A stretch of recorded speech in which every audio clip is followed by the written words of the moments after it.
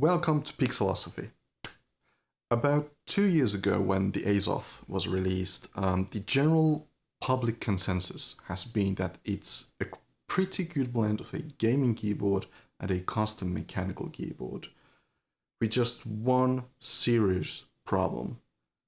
It's kind of pricey, maybe even borderline overpriced. For one, there are a ton of custom mechanical keyboards that offer the same performance for less money, and even brands like Keychron are cheaper, they have a ton more variety, and are in general more of a, perhaps a true custom mechanical keyboard compared to the Azoth. And two, as for gaming, outside of its really good wireless performance, it really doesn't have any standout gaming feature like Hall effect switches or rapid trigger or something like that. Like compared to Razer and other options, it's just a mechanical keyboard. I wanted three things from my new next keyboard. One, I want it to be good for wireless gaming. I like how it looks. It's clean, it's easy to use, wireless is nice, and I didn't really need anything special in terms of like Hall effect switches or something like that, which also lies to the second reason. I wanted a good typing experience with a good sound. Essentially something that doesn't sound like my old keyboard did. Yeah, so I wanted something a bit more premium than that, and I really like the idea to be able to customize my keyboard in the future, like change the stabs or the switches or do internal modifications for the sound profile, like with the firms and stuff. Like that was something I was really looking into, and I wanted that to be at least to a satisfying level with my next keyboard.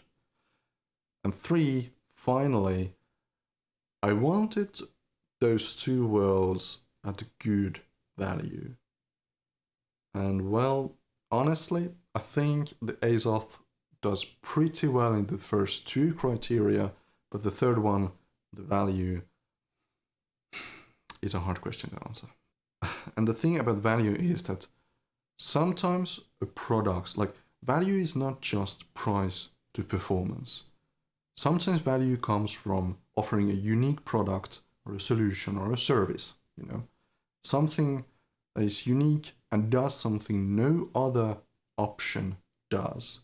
A good example of that would be like custom water cooling. Custom water cooling is really, really expensive, but there's really no other cooling solution that does the same thing for PCs. But to be honest with you, I'm not sure Azoth is really that unique offering either. Like it has a ton of competition in terms of gaming keyboards and custom mechanical keyboards. They are not that different, like functionally at least. I will discuss later the pros and cons, and maybe we'll come to a conclusion if it does that special combination of those things. But before that, I really started to wonder, why did I not do the typical thing I would do? Knowing me, I researched, as I said earlier, a ton about custom mechanical keyboards. A lot. And I already had all kinds of configurations and stuff like that. And I still didn't do that. I chose the safe option. Why? Thinking about that reminds me of a theory I studied a couple of years ago. In 2004, an American psychologist called Barry Schwartz, I don't know, released a book called The Paradox of Choice, Why More is Less. And in that book, he, with some heavy summarization, essentially argued that in today's capitalist societies and our modern markets, there are so many choices to choose from as a consumer that instead of that richness of the pool of options, instead of it increasing happiness, that would actually lead to stuff like anxiety and decision paralysis and in general dissatisfaction. This theory would mean that essentially when making decisions, a couple of unwanted things would happen. For example, people would just get stressed from having to make those decisions. There's so many options, and it leads to a lot of taxation in your cognitive abilities to having to choose of things you're not going to be an expert on. Another thing was that when you make that decision, you might not even be happy with it. Like you would, essentially, you'd get the satisfaction from getting the thing, and after a while, it doesn't bring you that satisfaction because you know there's something more out there. And I actually recognize myself sometimes from doing this. It's really annoying. You would get this thought in your head of saying, okay, but is this the best choice? Is there a wiser and better option out there? Did I do the right thing? And that would come even without like objectively looking at the thing that you actually got, like a keyboard.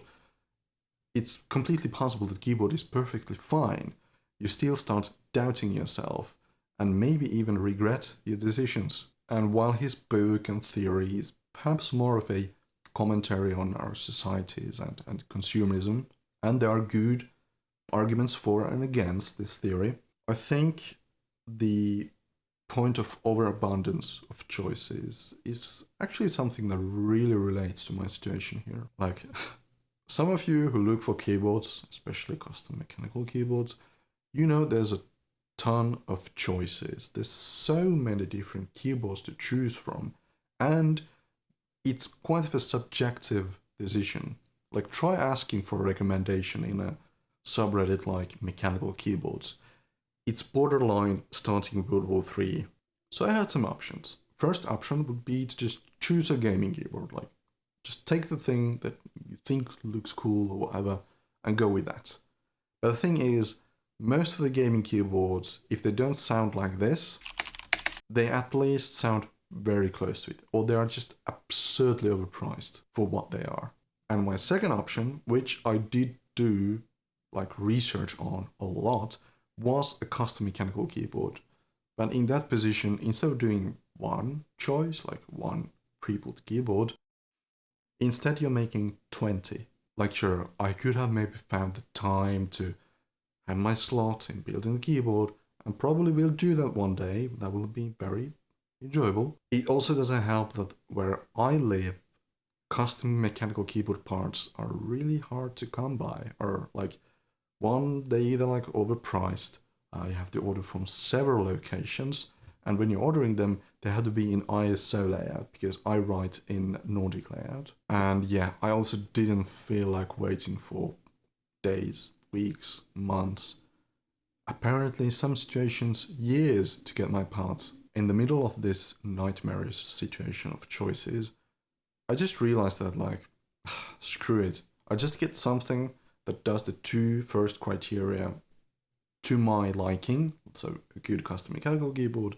and good for gaming, and the value, let's see where that then sits in, and I'll look at my options and get the one I want. And having looked at different options, like the way Keychron things, Corsair had just released the something, it was like direct competition, but one of those options was the Azoth, and the Azoth did, to my needs, the most, like checking the boxes I wanted from my next keyboard. And I think now is a good time to go through the different stuff, do the actual review of these products, and you can choose. You can tick your boxes and see if the Azoth is the right one for you. Let's start with the styling and build quality. And in general, I actually think this keyboard looks really cool because it is this custom mechanical keyboard, but at the same time, it keeps the identity and the design language of Asus ROG.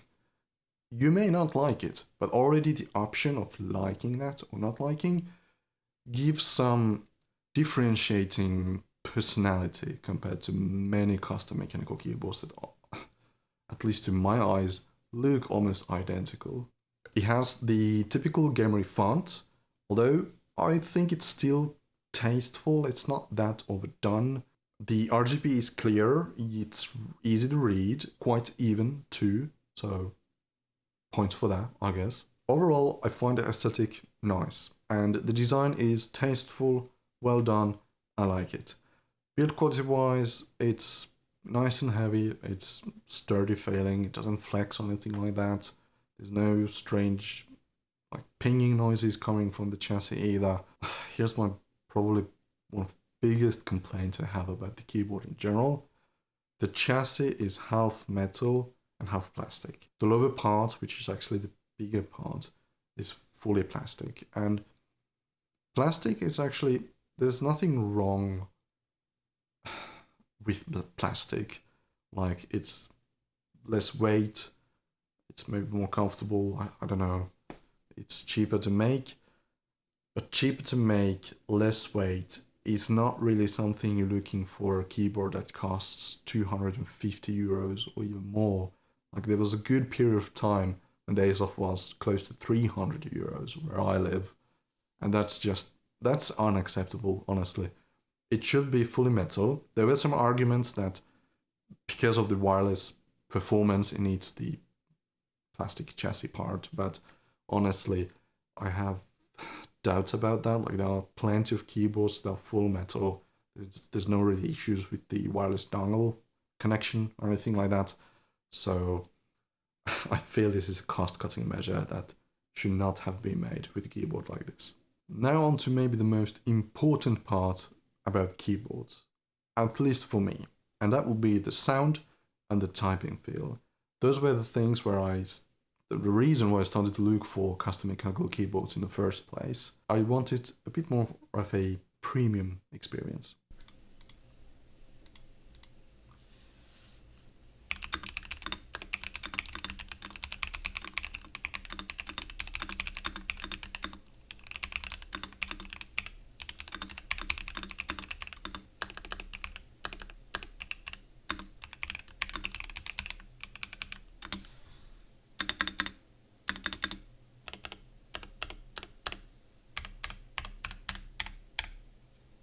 This keyboard is actually really easy to write with, and that is amazing, because from the get-go, this is the keyboard I've been able to write the fastest and most accurately ever. I've tried plenty of keyboards. That's of course going to be a subjective thing, but I really like that. That's good. Check the box. The white model has the NX snow switches, which are linear switches, but they sound and feel almost like clicky switches.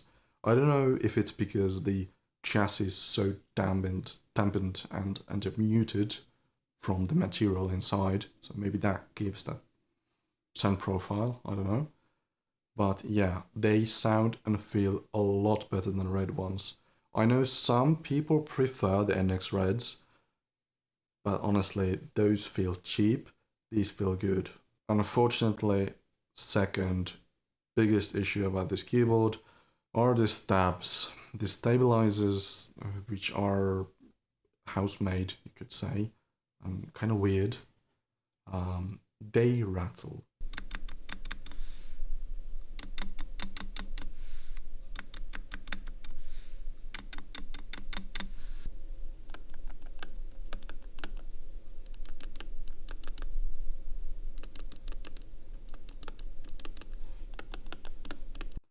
They rattled from the get-go, they rattle a little bit more now, and for this price, for a pre-built keyboard, there should be no issues with that. I haven't lived them, I know, I will do that later on, and which is really cool, because again, this is this custom mechanical keyboard. You can change the stabilizers if you want to. You can even have screw-in like Durock V2s if you want. And that's nice and all, but from the get-go, the factory stabs should not make those unwanted rattling noises. Gaming-wise, as I said earlier, there's really no standout feature here. It doesn't have Hall effect switches or any special anything. The only thing it does really well, and it does it well, is wireless performance. Literally no issues. The range of the wireless performance is really good. It's latency-wise practically the same as a USB cable, so check the box there, I guess. And in general, it's a very reliable, comfortable system. For gaming, the switches are really good. They don't make a ton of noise, which I like, and they are fast and accurate. not too fast for typing, just a perfect middle ground for both. Perfect. Azoth also has Bluetooth, so you can pair up to, I think it's 3 devices, and even have them like in the onboard memory saved, which is good. I don't really use that, but I guess some of you may. That's cool. The battery performance of the Azoth is outstanding. One of the best features, honestly. With full RGB on, like 100%, everything going on, all the animations and stuff like that, I can use it like 1 to 2 weeks with 6 to 8 hours of keyboard usage every day. Still, after a year, that's really nice. Because, for example, the Corsair option, I think it had like 2 to 3 days of battery life, and that was essentially why I didn't get that keyboard. This Azoth is a battery champ, and when you have those lights and you have the animations, you will, of course, enjoy your wonderful OLED display. It's a gimmick. It's a neat gimmick. I think it's nice. It's nice to have. It's like when you see the keyboard and you see that OLED thing, you know immediately it's an Azoth.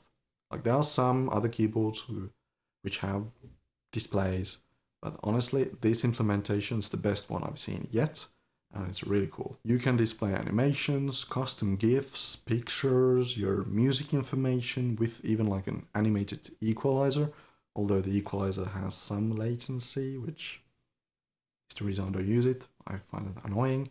And you can have system information, which has been reliable, like how much the temps are and the usage of a processor or a GPU. So good on that.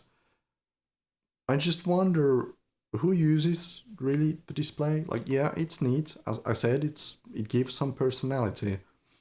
At the same time, I pretty much never look at it. Like, if I say, I don't know, play games or write something, I'm not looking at my keyboard, I'm looking at my monitors, like my new AOC monitor. Have a review about that. Check if you want to. So yeah, the display is not useful, but it's a nice to have.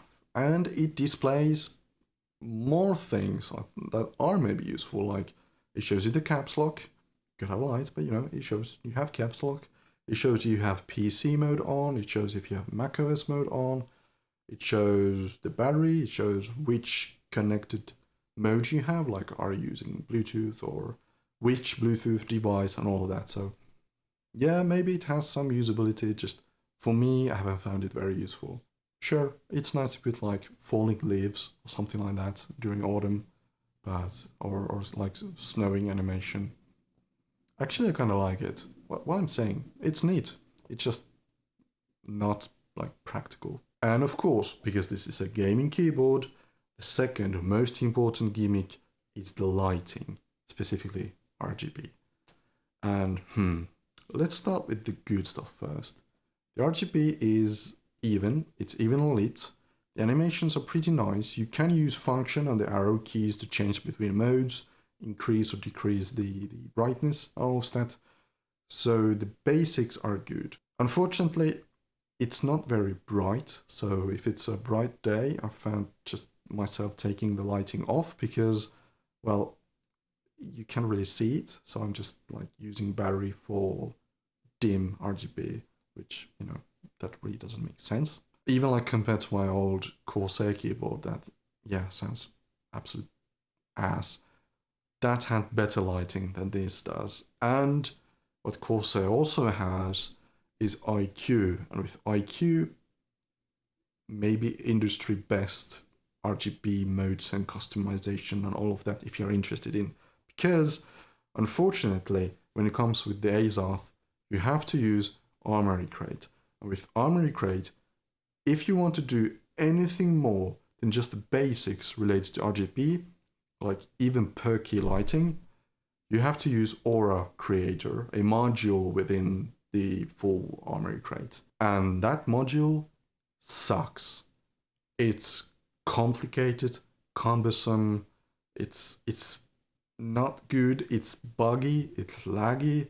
I don't know. Why don't they just copy like IQ or even like Synapse or something like that? Because honestly, it's an abominable experience using that, and I never do. because even if I set something nice, it locks you into that lighting mode. At least it used to when I tried to use it like 2 or 3 months back. I'm not gonna even try to use it again, please, no. Even if you try to do something nice with it, like perky lighting or something more advanced, you can't change the brightness then. It locks you into the brightness you have set up for the lighting.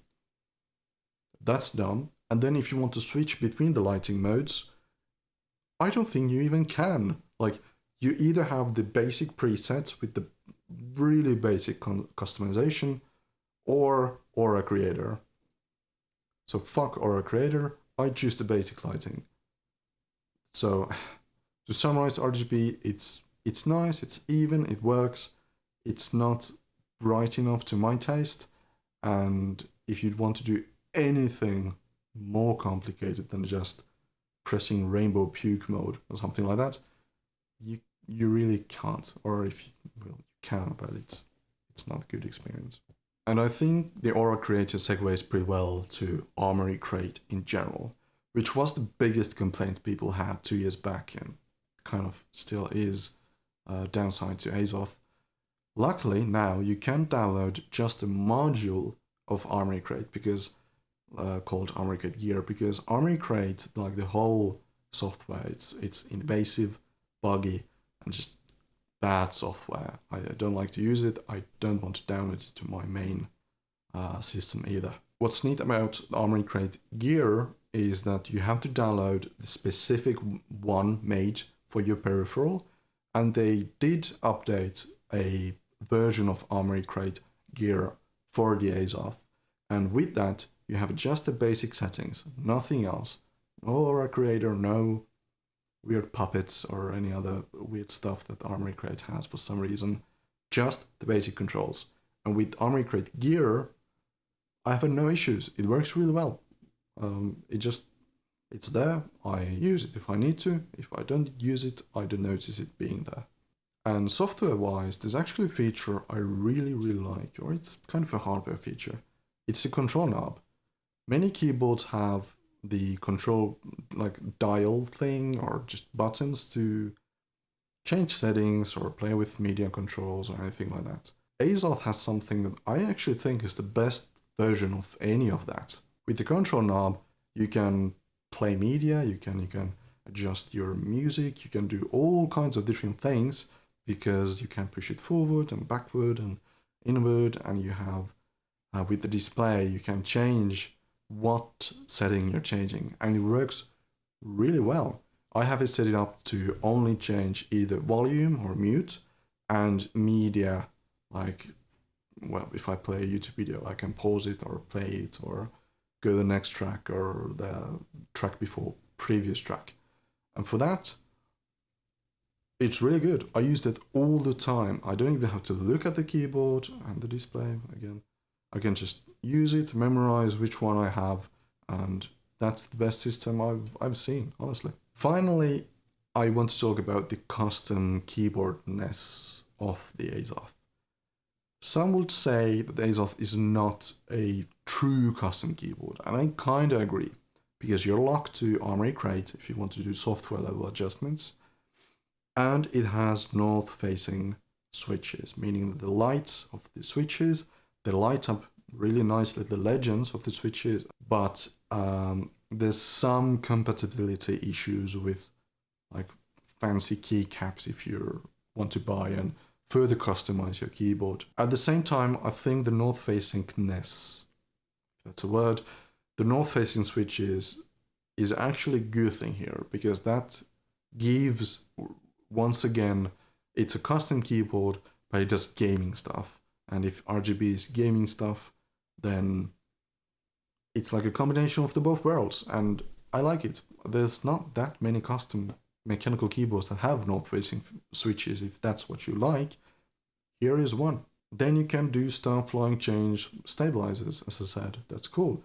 You can disassemble it. It's not even hard to do. You could, in theory, change the battery down the line for the longevity of the keyboard. That's cool. You can change the internals. There's like dampening and foams and stuff like that. To me, I'd argue this is a real custom mechanical keyboard. Not for the purists, but it is. You can do so much customization with it. If you feel like it doesn't do enough, you're not in a market for this keyboard. Like, Azoth it's not a unique offering. It doesn't do anything standing out gaming wise. It doesn't do anything standing out like custom mechanical keyboard wise. But to me, it ticks enough of the boxes that I wanted from my keyboard. Excellent wireless performance, good enough RGB, because I like RGB, sorry. The software is now okay. You can customize it. I can play with it later on if I want to change the switches, the stabs, or anything like that. I can do those things. And that leads to kind of the conclusion in general.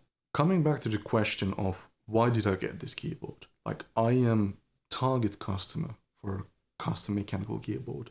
Again, look at my PC. I like tinkering and building my own stuff.